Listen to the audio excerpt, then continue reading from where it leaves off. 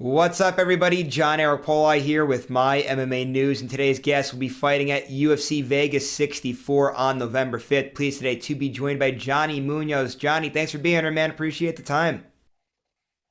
No, thanks for having me on the show, man. It's gonna be cool. Let's talk about the fight. I'm ready. Yeah, so first off, again, like I said, thank you for the time. I'm sure I'm really surprised we even had the time because you, if anybody follows you on Instagram, you have been putting in a lot of groundwork. Let's see, you're in California, you're in Tijuana, you're in Las Vegas, so covered a lot of ground there. Explain to everybody all this traveling that's been going on for this training camp. Yeah, it's funny when people ask me that. I'm like, oh man, people actually take note of where I'm at, my whereabouts. Like, man, hopefully nobody's trying to stalk me and try to like take me out. But no, man. I mean, so just so people don't know to cover the ground, like I live in California, and so I live where I live is it's like Baldy Mesa, California. So 2.5 hours north is Las Vegas. So when I travel there, it's like 2.5 hours north. I'll train there. Brandon Moreno, me and him are real cool friends, like you could say teammates as well. So I always go to Vegas, train there, use the benefits of the PI. When I'm in California, my gym is located in Norco, California, which is 45 minutes south where I live. And from there, from where my gym's at in Norco, California, Tijuana is an hour and a half south. And that's just a little past San Diego. But like, it's funny because Vegas, where I live, my gym in California, Tijuana, that's all the same freeway, 15 freeway. So it's like the only freeway I'm on. So it's like I run the 15 freeway north and south. I'm always on that. You'll catch me on there. Probably see on that freeway more than they'll see at your house, it seems like nowadays. But what are some of the benefits to traveling like that? I'm sure there has to be a lot of good things to come out of mixing it up and being in different locations and getting different looks and everything. Yeah. So, I mean, for me, like a big benefit is like, one is like you don't get too comfortable in one spot. You know what I mean? My gym in California is always my home, but you'll see a lot of fighters sometimes when they're like in a spot for too long, or like they'll get bored. It's easy to get bored, easy to get comfortable with your training partners. And sometimes that can be bad because now you're comfortable. Everybody knows your style. It's hard to work on things. So it's good to step out of the box to test new skills, guys that aren't as comfortable with you. So it's kind of like something like I had to do. Like originally, first I was like in California, and I was trying to find like guys to cross train in California. But when I started finding out, a lot of guys, man, are just I don't know. They're fucking. I don't really know a nice way to say it. Fucking pussies. You know what I mean? Like, especially in California, like there's so many gyms, so everybody's just kind of hiding out in their own little hut. So I was having a hard time finding guys to cross train. These are like notable guys too, like in the UFC. And it was just hard. Like, so it's like, man, I'm having to chase these guys down. These guys are like top five guys, and they don't even want to get together. And I know like everyone has their circle, but it's like, come on, dude. Like you could, what do I got to do to get in? But it's like whatever. So then, but me and Brandon Moreno always been like close. We were friends. So he told me, hey, you should come to Tijuana sometime to come train. And I was like, fuck, like that's a different like journey. Cause I've been there before as a kid. Like I'm Mexican. I grew up Mexican family, Mexican culture. So I've been there, but I was like, man, I just remember the borders, the lines coming back. That's what I was thinking. And I was so that maybe I'll go out there and give it a shot. So I ended up walking across because walking across is usually faster. So I did that, and man, I liked it. There's a lot of bodies to train with there. A lot of guys from different parts of Latin America train there, even Europe. A lot of there's some you're getting Europeans that go in there to train. So you're getting different looks, different body types. You know what I mean? And I feel like, man, I liked it. So I started going there, training there. I have a place there now, a condo. I got like a global entry, so I'm able to get back and forth very fast now. So it's like I'm able to commute and save a lot of time. So, but Brandon's now located in Vegas, so that's the reason why I go there to train. You know what I mean? To train with him, and I get to use the resources at the PI too. So, but usually it's all planned out. It's just not like you know what I mean. Like, if usually I won't go to 3 locations in 1 week. Usually it's either 2, either California TJ or maybe California and Vegas. You know what I mean? So it's not like I'm doing all 3. I've done that before. It's a little hard. But like right now that the fight's getting closer, I'm closing camp in California and TJ right now. And obviously, just based on that answer, I'm sure it's going to be a dumb question, but I usually ask all the fighters, so I'll go ahead and ask it. How's your training camp going? Obviously, you talked about all the benefits to moving around and whatnot, but overall, how'd you say camp's going? It's going good, man. Like I feel good. I mean, most guys are good. Who's gonna say, "Oh, fight camp's going bad"? You know what I mean? But I mean, honestly, being real, like I feel very focused, and I think that's the most important. You know what I mean? I had some like good battles in the fight camp, but I think the main thing that where I feel right is up here, and I think that's the most important. Like fuck everything else. If I'm getting my ass whooped in the gym, or maybe I can't fucking bench this weight or whatever, but I feel mentally, I feel good, and I think that's the most important. If I had to pick one thing going into war, it'd be this thing, 100%. I feel it's there.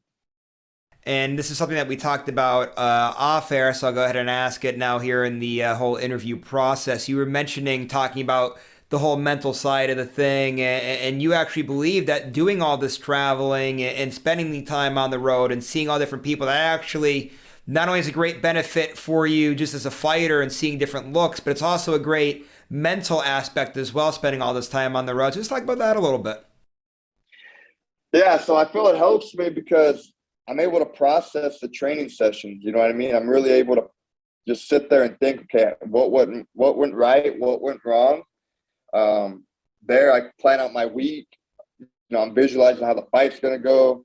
Uh, you know what my opponent's doing, so I'm really able to process things. I feel like, say if you're like most fighters, they just are in your town, you go training, boom, they're going home. You know what I mean? Maybe they live 10 minutes down the street, they're home, whatever they got, they're gonna shower, eat, and now they're just chilling. Who knows, on their phone, watching a TV show.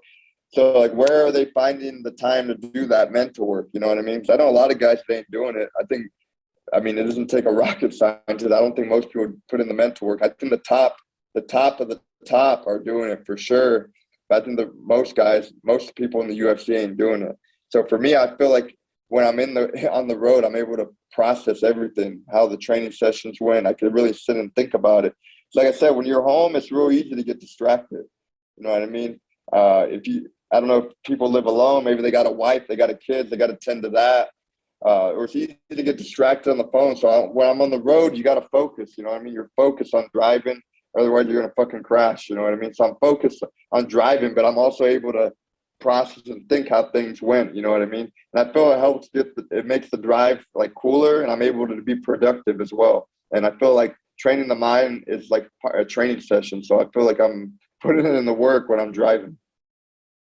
All right, so now you've mentioned Brandon Moreno a few times throughout the interview. Now, I just want to ask just a little bit more in detail, just what it's been like being able to call him a training partner, and you said pretty much a teammate at this point. Obviously, he's an amazing fighter. He was a flyweight champion, current interim champion. Big fourth fight down the road coming up. We'll get in that in a second too. But just what's it been like being able to, call him a teammate and pick his brain a little bit?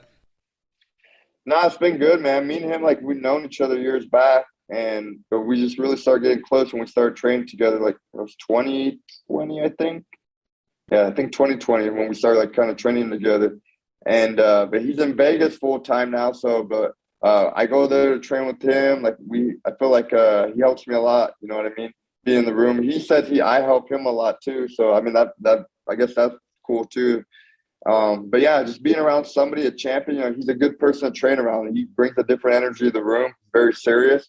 And I like to consider myself a person like that as well. Like when it comes to training, I take it very serious. I don't like when people slack off or are lazy. It just annoys the shit out of me. And Brandon Moreno is a super nice guy, but like in the training room, he's very serious. You know what I mean? I've seen him go off on people for not taking it serious. So I thought it was cool. You know what I mean? He brings that energy to the room. And he's somebody that's he's been there, you know what I mean? He's fought for the belt. He's going to unify the belt shortly, and he trains very hard, and he's able to juggle a lot of things. He's a busy guy too. He has a family, wife, kids, but he's able to put it all together. That's why when I hear people like make excuses, oh, they're like, if you really want it, you'll figure it out. And I feel like he's been able to do that. He's like a true success story. You know what I mean? From literally being kicked out of the UFC to getting back in, you know what I mean? And climbing back to the top. And it's truly inspirational. And while we're on the topic of Brandon Moreno, before we get back into your fight specifics here, you did mention, right, the unification fight's coming up pretty soon here. I just want to get your thoughts on that big matchup. Obviously, the first three fights have been must-see TV, essentially. It's been a lot of fun to watch. Just your thoughts on the fourth fight. Yeah, man. I mean, I feel Brandon, to me, I thought, I mean, without being biased, I thought even the last fight, I thought he did enough to win. It was closer. But I feel like this fourth fight, I think Brandon's made a lot of adjustments. That's one thing. Like, he learned a lot from what didn't go right in that last fight. And I feel he's made those adjustments. I think some of those adjustments were seen in his last fight with Kai Kara-France. But I feel like, I don't know, Brandon's he's a different beast, you know what I mean? I feel he's honest with himself and he has the right people around him. I think this time he's gonna get the job done. I think he ends the chapter with Figueiredo, and I think it's gonna be with a big stamp on it to solidify that he is the undisputed UFC flyweight champion. Yeah, I can't wait to see that fourth fight. I know a lot of fans feel the same way. It's going to be a fun one to watch. So let's talk about you now and your opponent here. Obviously, we talked about training camp. Obviously, this whole time you've been scouting your opponent. Just what have you seen out of him? Yeah, I mean, he's a tough guy, man. He's like a zombie, I would say. You know what I mean? Some of his fights, he just walks forward and he'll take a beating, and I think he's tough, you know what I mean? So I feel like that's probably his biggest strength. But like everybody in the UFC is tough, man. It's like everybody got there. They had a certain path to get there. So it's like the best of the best, you know what I mean? Taking each other out. And, you know, he's tough, but I know I'm tough too, and I know I'm better everywhere. And I feel prepared for this fight. I'm just going to go in there and show why I'm better than him November 5th. And, you know, I see the guy, I've seen him live in Vegas a lot throughout the camp, while I'm at the PI training, in the locker room, cafeteria, you name it, everywhere. So I've seen a lot of the guy. But I mean, November 5th is like, I'm looking to hurt the guy. So after that, we can shake hands, get something to eat, have a cup of coffee. But November 5th, I'm fucking this guy up. I say, is that weird at all that you've have seen so much of him before the fight? Do you find that odd at all, or don't really look too far into it? I mean, I don't look too far into it. I mean, it's a little awkward, but I make the best of it. You know what I mean? I try to just live in the moment. There's no need for me to, try to mad dog him. The guy's never done nothing to me. You know what I mean? It's different if he did some personal stuff. You know what I mean? He's never done nothing to me. I was just joking around with him, keeping it playful with him. And I think it really threw him off. So I don't know. Maybe I'm in his head, but that's just how I look at it. It's all part of the preparation. It's fun and games. And then November 5th, we go to war. So I was going to ask you this question, but then obviously you mentioned how you feel that he's a bit of a zombie and how it's very hard to finish him. I was going to say, I know he's been out of action a little while. This is going to be his first fight in a little over a year. I'm not sure how you feel on the topic with ring rust and everything, but I know a lot of times for fighters, if they know a guy might be coming to a fight where he hasn't had a fight in a significant amount of time, a lot of times fighters will try to go right out, put the foot on the gas, and put the pressure on a fighter like that. Obviously, you mentioned, right, he's a bit of a zombie when he's inside there. So I guess how exactly do you approach somebody who's had this ring rust type of a thing, or don't even pay attention to it? You're expecting him to not have any? What's the kind of, I guess, the approach when you have a fight like this? Yeah, I mean, the approach is I'm expecting the best Liudvik that there is, you know what I mean? That should always be the approach no matter what. Yeah, he hasn't been there. Ring rust, I think it does exist. Sometimes it doesn't, but I think for the most part, most guys, it probably does. But I'm looking at this going to be the best performance he's going to bring to the table. And so I'm prepared for the best version of that he's going to bring. And I think that's the most important because I'm going to bring the best of that. I'm prepared for the best version he brings. So if he brings something lower than that, then it's going to be an easier fight. So that's just how I really look at it. I'm always prepared to fight the best in the world. So even if he's injured or hurt, you always got to prepare like this is the best guy you've ever fought. Because if you prepare lower than that, and that's when things don't go right because you miscalculated everything. You took the guy lightly. You never want to do that. You always got to approach it where this is the best guy in the whole fucking world. So that's how I'm looking at it. And then for you too, right? This is your fourth fight in the UFC. I'm not sure exactly how contracts work. I'm not a businessman or anything, but I do know a lot of times whenever fighters do sign contracts, a lot of time it is usually a 4-fight deal. Is that kind of how You've been on, like, is this gonna be your last fight on the contract, or like how exactly does all that stuff work? Yeah, so this is the last fight on this contract, but honestly, I'm not even thinking about contracts. And I'm just really focused on the fight, being in the moment, showing up in the present, and I'm gonna have a long career in the UFC, so I'm not really uh, too worried about that. I'm worried about showing up to fight night and being the best version of myself, giving a good performance, and the rest is gonna speak for itself. Awesome, man. Appreciate all the time. It's been a lot of fun having the conversation today. Last thing before you roll out today, social media, management, sponsors, anybody you got to give a shout out to? Floor is yours. Yeah, just you guys can follow me on like Twitter, Facebook, any social media, Instagram at Kid Kavimba. You can find me there. Give me a follow. The support's always cool. If you don't want to support me, that's cool too. It doesn't matter. Be sure to check out this podcast. And I also want to give a shout out to my management team, Iridium Sports, especially Ed, for setting up all my media stuff. He's a big part of the team. And, of course, all my sponsors. A lot to mention, but you can find all that on my social media as well and check their pages out. And I'm just really proud of everyone that's been a part of this process.